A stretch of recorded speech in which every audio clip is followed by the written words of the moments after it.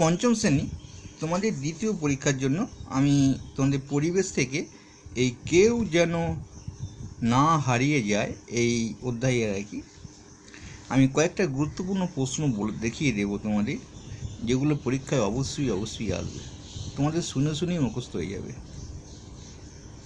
দেখো, এখানে একটা প্রশ্ন আছে,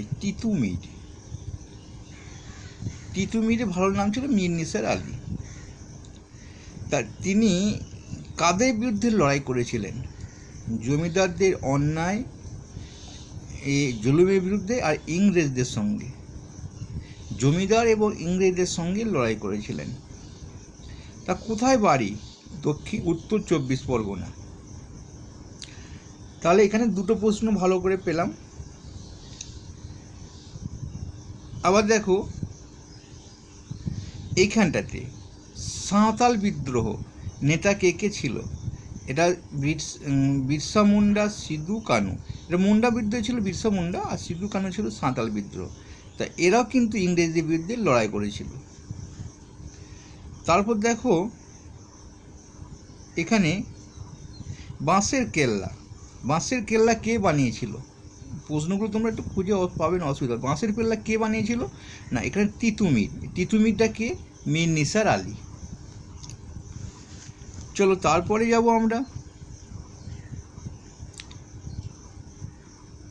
এইখানে এই পাতায় আর তেমন কোনো প্রশ্ন নেই।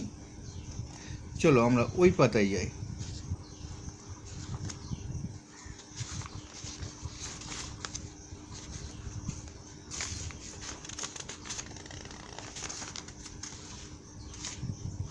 এসে গেছি।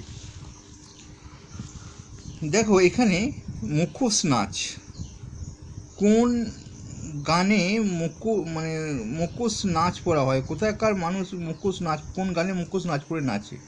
এটা ভালো প্রশ্ন। টেরাকোটা কাজ কোথায় হয়? বিষ্ণুপুরে।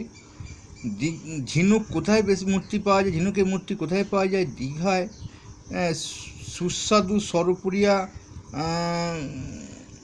আঞ্চলিক ঐতিহ্য, এগুলো। এটা এখানে উত্তরটা প্রশ্নটা তেমন কোনো গুরুত্ব নেই।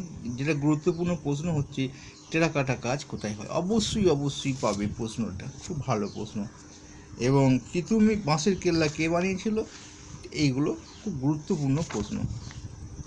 তাই তোমাদের ছোট্ট ভিডিওর মধ্যে আমি এলাম ছোট্টভাবে। এই পাতা যদি একটা কিছু গুরুত্বপূর্ণ পাওয়া যায় দেখি। এই পাতায় আমরা এই পাতার মধ্যে তেমন কোনো গুরুত্বপূর্ণ প্রশ্ন নেই, শুধু গাছ বন আমাদের কী উপকার করে, এ ধরনের একটা প্রশ্ন আসতে পারে।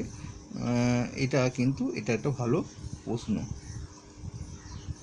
আর এই পাতার মধ্যে তেমন গুরুত্বপূর্ণ প্রশ্ন খুঁজে পাচ্ছি না। আবার পরবর্তী ভিডিও লক্ষ্য রাখো, আমি অন্য পাতার ভিডিওগুলো করে দেবো। ভালো লাগলে অবশ্যই লাইক করবে।